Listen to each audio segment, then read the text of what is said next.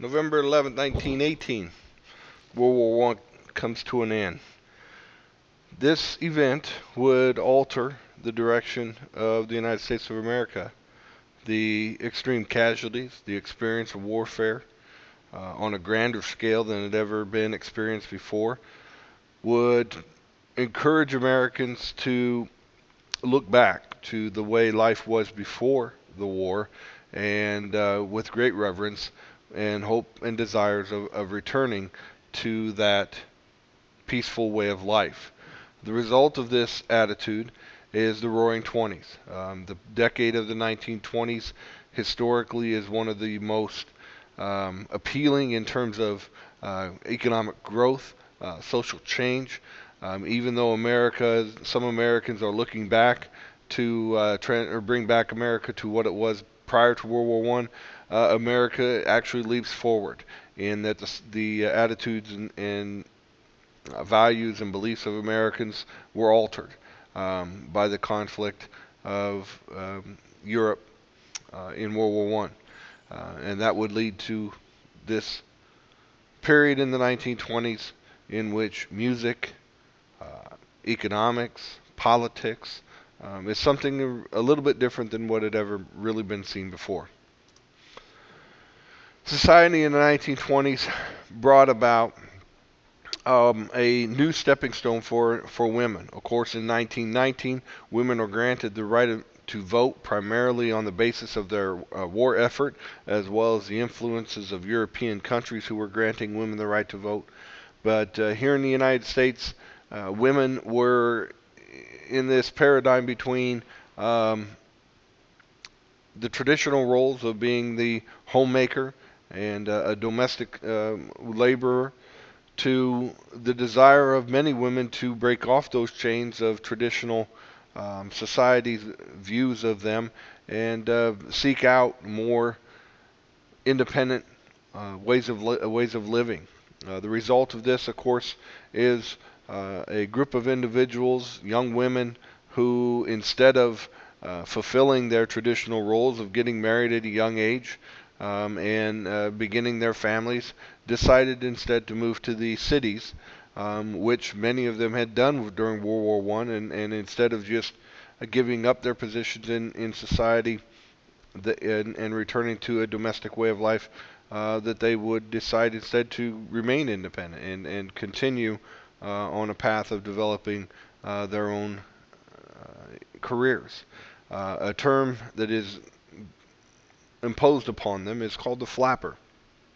And it is the result of, in some ways, it may be a derogatory term, as some Americans viewed these young women as being very, very out of tradition with the normal way of life. And in his photos, of course, you can see that their dress, for one, was quite different from that of the traditional full-length dresses with hoop skirts and very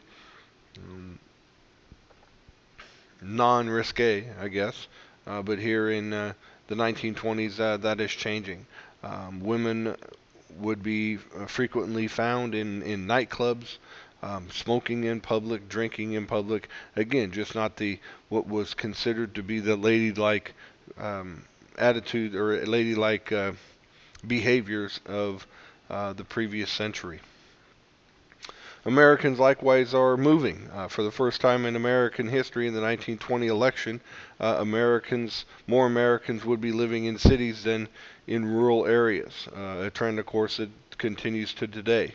But not only people moving from the farms to the cities for the opportunities of jobs, but the movement of the races. African Americans in what is called the Great Migration will embark on a massive movement of people from the farms of the South, breaking off the shackles of sharecropping that had been in existence since the end of the Civil War, to take up industrial jobs in cities such as Detroit. That is a booming industrial city, primarily because of the uh, growth of the automobile industry. Um, Immigration is limited. During the 1920s, for many different reasons, from one being the fear of new immigrants coming in, and I'll talk about a little bit later. Um, but also just the growth of the nation. Many Americans felt that encouraging immigration into the United States was going to create greater tension for jobs, as well as provide greater links to Europe and force us into um, another conflict.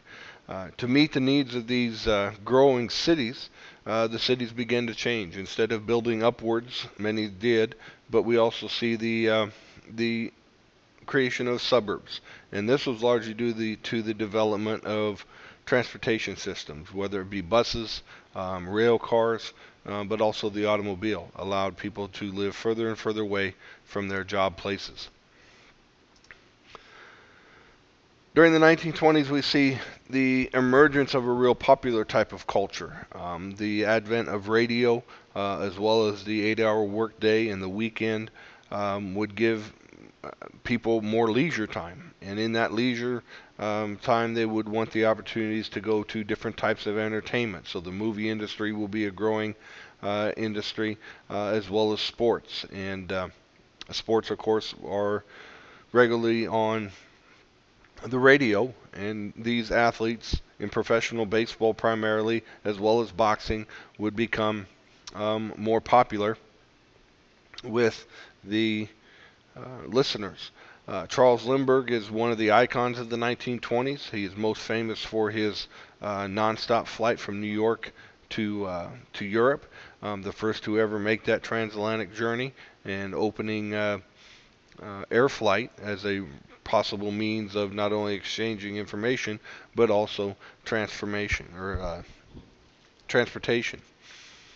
Amelia Earhart, again another example of the independent woman of the 1920s. Her desires to be one of the best pilots in the world was very controversial because, of course, she wasn't fulfilling her traditional role as a female. But nevertheless, she worked very diligently to break off those traditional restraints and was very successful in transatlantic flights, and as well as being one of the first to ever attempt a flight to circumnavigate the world, which of course ended in her disappearance in the Pacific. Jack Dempsey, boxing, of course, is by far one of the most popular sports of the time period, largely due to the high immigration populations in the United States. And Jack Dempsey, the heavyweight champion of the time period, is kind of the icon of the boxing industry. And then finally, Babe Ruth here becomes well noted for his character, his behaviors, and his popularity overall as a baseball icon. Making all of this information available, of course, is the emergence of mass media. As I said, radio becomes popular. KDKA in Pittsburgh becomes one of the first radio stations, and then eventually national organizations such as the National Broadcasting Company, known as NBC, and later ABC and CBS, will all become very active in broadcasting radio programs across the nation. Newspapers and magazines are printed in much larger quantities and available to more and more Americans. The radio, as I mentioned a little bit ago, really transforms America in providing access to regular daily information to people all over the country. Even in rural areas, the access to a radio really connected rural Americans to the larger cities that surrounded them. The Jazz Singer becomes one of the more, or is the first talking full-length movie, meaning that this was the first full-length movie to ever use sound to for speech and music and elsewhere. Greta Garbo, Charlie Chaplin, as you can see here in these photos, become the movie icons of the time period. The Jazz Age is the result of the growing popularity of jazz music that, of course, originates in the South around New Orleans. But here in the 1920s, it moves north into cities like New York, into the Harlem region of New York City. And the Cotton Club becomes kind of the central gathering place of jazz culture on the East Coast, and not just for African Americans, but whites as well. And the popular uh, jazz artists of the time period, on the left um, is Duke Ellington and Louis B. Armstrong, right on the right, um, and Benny Goodman on the left. Sorry, Ellington in the middle, are well known for their not only their recordings but their public appearances all over the United States.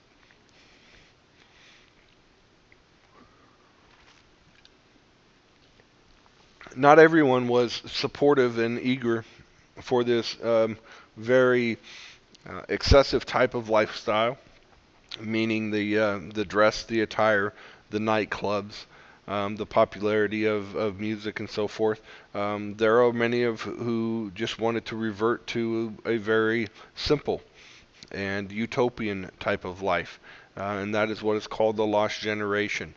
The people of the 1920s who, instead of accepting the flapper traditions or the jazz music or the nightclub atmosphere, decided instead to maintain a more traditional lifestyle of meager means and using what you have to your abilities, but not excess. So, in this atmosphere of excess and on the east coast of the United States, many of them decided to leave and go to Europe. And they found their kind of place in what was called or in Paris, which becomes a popular cultural city of the 1920s. And guys like F. Scott Fitzgerald and Ernest Hemingway would spend their time writing novels, much of it in argument to the lifestyle of American. F. Scott Fitzgerald's, of course, famous book, The Great Gatsby, is a story of a young man who falls into the clutches of the excessive 1920s, and Ernest Hemingway, who wrote extensively about his dislike of warfare and thus his experiences in World War One that would eventually haunt him to the point that he would commit suicide. In Harlem, New York, we have what is known as the Harlem Renaissance, a rebirth of black culture, an expression of black culture, both in terms of a reflection of what black culture in the United States had been, going back to the slave days, as well as what the experiences of a black man in the United States was during the 1920s. In this artworks on the left side, you can see the traditions of African culture artwork that were very popular. Again, a mirror to what had been. And then on the right, you see the images that are a reflection of the slave period. Langston Hughes, who is pictured here, becomes one of the great poets of the Harlem Renaissance, and his poetry, of course, depicted the challenges of being a black man in the United States, clearly identifying the racial issues and the segregation and the discrimination that he faced, as well as those like him on a daily basis. Another element of that really characterizes the 1920s is prohibition. The 18th Amendment to the Constitution, passed in 1919, would outlaw the manufacture and sale of alcohol in the United States. The temperance movement, of course, has its origins dating all the way back to the foundation of the country. Became very, very, very popular in the 1830s and 40s and continued on. Many states and local areas had outlawed alcohol, but it finally reaches support at the national level, primarily by corporations and manufacturing companies who were upset with the growing number of drunk workers that they had to deal with. So in the 18th Amendment, they outlaw it, and the result is we do see a decline in alcohol consumption in the United States, but on the other side of it, we see an emergence of a entire crime industry centered around the smuggling in and manufacturing of alcohol. Speakeasies were secluded nightclubs that people would know where they existed, and they were places that people could go and take part in alcohol consumption.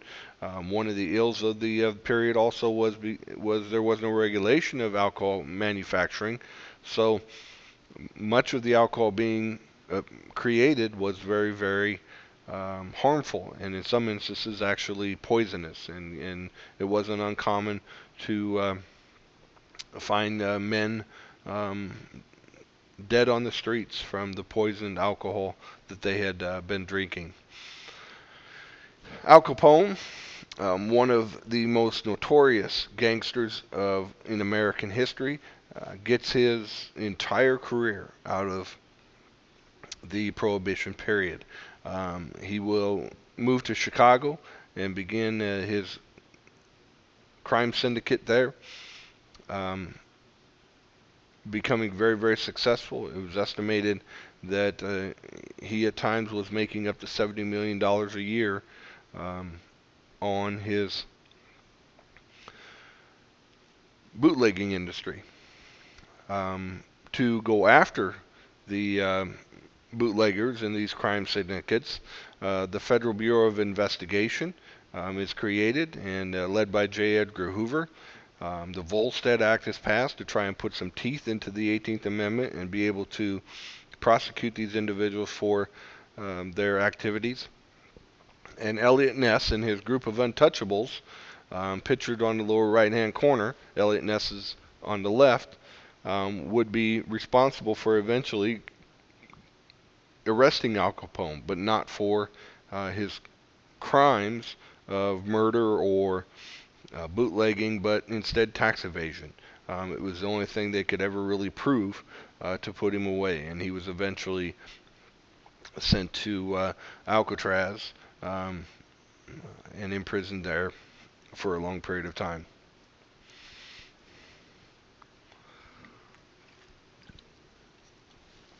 Another element of the 1920s that kind of highlights the idea of America going back to its traditional values is the reemergence of fundamentalist religion. We do see a religious revival during the time period to try and get Americans to decrease their evil ways, so to speak, and begin leading cleaner lives.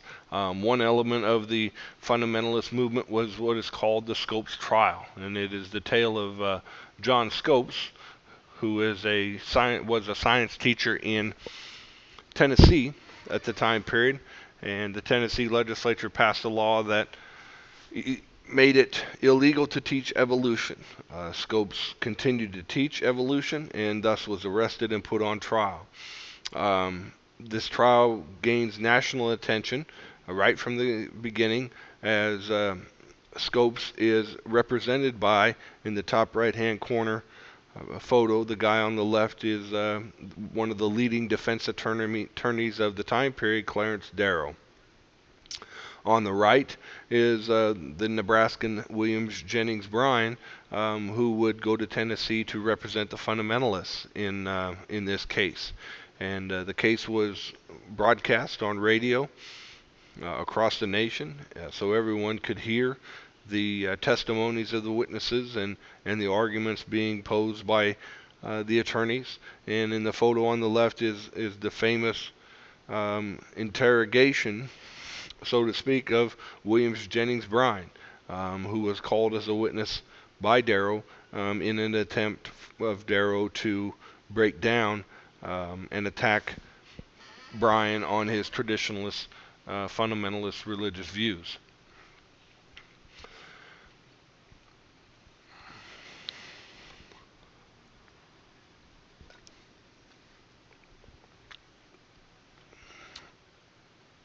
With the migration of African Americans north, the um, issue of race again reemerges throughout the country, but as well in the north as well, as we do see race riots emerge in many cities. Membership in the KKK expands not only for racial issues but also for immigration issues, as the KKK becomes active in going after Catholics and Jews and communists, as well as blacks. But here in the 1920s, you're starting to see progress by a group known as the NAACP, the National Association for the Advancement of Colored People, who was working within the court systems at the state levels and local levels to begin challenging racial laws and bring to the courts the issue of race violence. And you're starting to see in the 1920s some advancement in that area as court cases are won in favor um, of those racial issues.